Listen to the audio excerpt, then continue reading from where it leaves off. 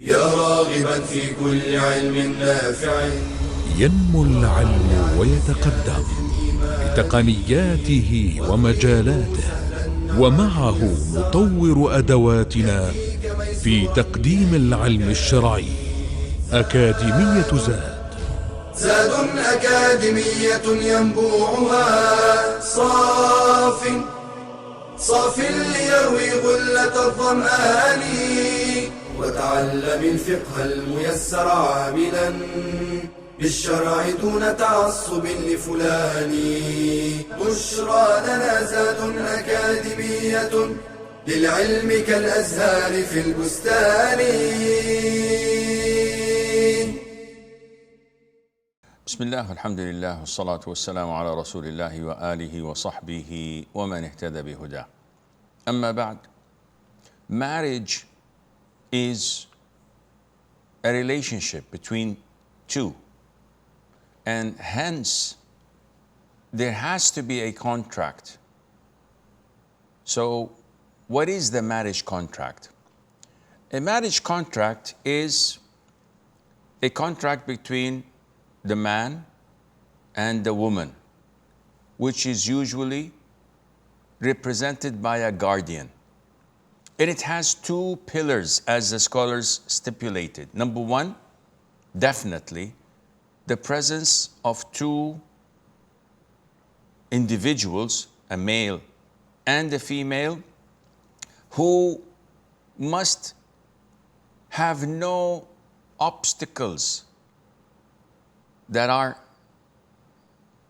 legislative and religious that prevents them from being engaged, such as they're not brothers and sisters. They can't marry if they are brothers and sisters, definitely. Such as they can't marry if one of them is dead. They have to be present, they have to be alive, and the likes. The second pillar of a marriage contract is the proposal and the consent. And the proposal takes place from the guardian, where he says, I give you my daughter in marriage, and the consent or the acceptance would be from the groom, who would say, I accept marrying her for myself. And this, of course, has a number of things that come or fall underneath it. For example, the proposal has to be with the approval of the girl, as we will come and discuss this later on, inshallah. The acceptance has to be from the person getting married or whomever he authorizes. So he might be in a faraway place or a country and cannot attend. So he authorizes his father to accept, his brother, etc. And this is all valid and permissible. The marriage takes place with whatever people acknowledge. Some schools of thought say it has to be in the Arabic form, زوجتك, أنكحتك. And they say if you say other than these two words, it's invalid. The most authentic opinion is that it can be in any language. It can be in any word that people understand that this is a proposal. I give you my daughter. I marry my daughter to you. You can take my daughter's hand in marriage. Whatever. That people all understand that this is a form of giving his daughter in marriage. This is fine. Now, there are 4 conditions for the marriage to be valid. And these 4 conditions are as follows. Number 1, the wife and the husband must be identified. Number 2, the consent of the woman. Number 3, the presence of a guardian. Number 4, to have witnesses, 2 witnesses to be specific. And some scholars say to announce. So first of all, we have to identify the spouses. A guardian, a father, who has 2 daughters or more, cannot say to the person proposing, I give you my daughter in marriage. And the man says, oh, I accept. And after the contract is signed and finalized, the man wants to consummate the marriage, and this is not the one I married. Yeah, this is Khadija. Yeah, but I was aiming at Fatima. Well, tough luck. This is the one I wanted to give you in marriage. But this is not the one I wanted to marry. So it's not enough to say, I give you my daughter in marriage. You have to identify. So you have to say, I give you my daughter Khadija in marriage. I give you my sister Khadija in marriage. Because I could have a sister and a daughter. Which one? I don't say, I give you Khadija in marriage and I have to. No, I have to identify beyond ambiguity so that everything is crystal clear. And likewise, the man who is marrying her, who is he? The representative says, I accept the marriage of Khadija to my son. Which son? Muhammad. Oh, we had in mind Abdullah. Well, okay, it's okay. No problem. Abdullah, Muhammad, they're all the same. No. This has to be clarified without any form of ambiguity. Number 2, the consent of the woman. And why is that? Because the Prophet said, alayhi salatu wasalam, a previously married woman must not be given in marriage without being consulted. Someone who's a divorcee, someone who's a widow, she has to be consulted. Someone proposed to you. Ahmed proposed to you. He's a good boy, he prays in the masjid, he has a good job, he's good looking. What do you say? She has to answer and say, I accept. Because she's not a virgin anymore.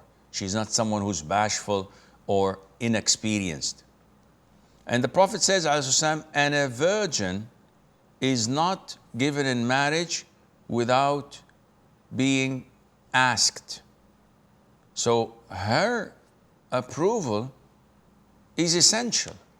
Her acceptance is essential. In another hadith, the Prophet said, and her approval is to be silent, meaning out of bashfulness she looks down and she doesn't say anything. She doesn't object, she doesn't reject. That's her consent. And this issue might be very easy to understand for us. However, in some rural countries, rural areas, this might not be the case. And we hear of forced marriages. In some countries, the parents force their daughter to get married, though she airs and announces her refusal, and they don't pay any attention and they force. This is haram. And the marriage is invalid. You are pushing her to commit zina because without her consent, the marriage is invalid. The third condition is to have a guardian. So the Prophet said this in a crystal clear hadith. There is no marriage without a guardian. No marriage without a guardian, meaning no marriage valid without a guardian. And this is what the majority of scholars have said, with the exception of the school of thought of Abu Hanifa, whom his own 2 students opposed that opinion. Because of the hadith, they said, we can't go against this hadith. The hadith is crystal clear. But that was his opinion. May Allah Azza wa Jal have mercy on him. And the vast majority of scholars went against that opinion. And the Prophet also said, alayhi salatu wasalam, a woman must not give another woman in marriage. How is that done? Lots of women don't have a guardian, don't have a father. So her mother acts as the guardian, and we see this in Western countries and some other Islamic countries where the woman comes, the mother comes, and she gives her daughter in marriage. This is not permissible. And in some other countries, a woman herself gives herself in marriage as if she's buying a car. She says, I can buy a car with my own money. How can't I marry myself? Doesn't make sense. Subhanallah. The hadith is crystal clear. You're a Muslim. So these things are a problem in so many cultures that are not established and raised upon following the Quran and the Sunnah. And the Prophet said, alayhi salatu wassalam, in an authentic hadith, any woman who gets married without the permission of her guardian, her marriage is invalid, her marriage is invalid, her marriage is invalid. He repeated this 3 times, alayhi salatu wassalam. And the guardian has to have a sound mind. He shouldn't be insane. He has to be an adult. He can't be a child. He has to be male, as stated in the hadith. He cannot be a woman or a female. And he has to be a person of a good character. He can't be someone who goes to nightclubs and bars and has no problem with his daughter going out with other men on dates as an experiment before marriage. No, this person can't be a guardian. He has to be mature in thinking. Someone who rejects all those who propose to his daughter. Why? I don't want her to get married. I want her to work and spend on me and her mom and her siblings.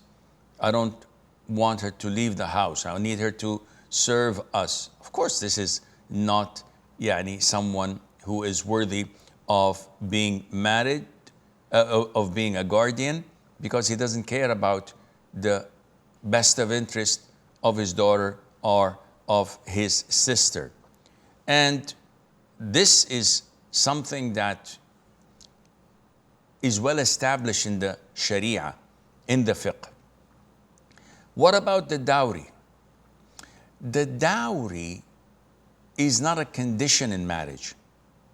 A lot of women call me and say, I got married 5 years ago, 10 years ago, and my husband did not pay me the mahar, the dowry. No, the dowry is not a condition.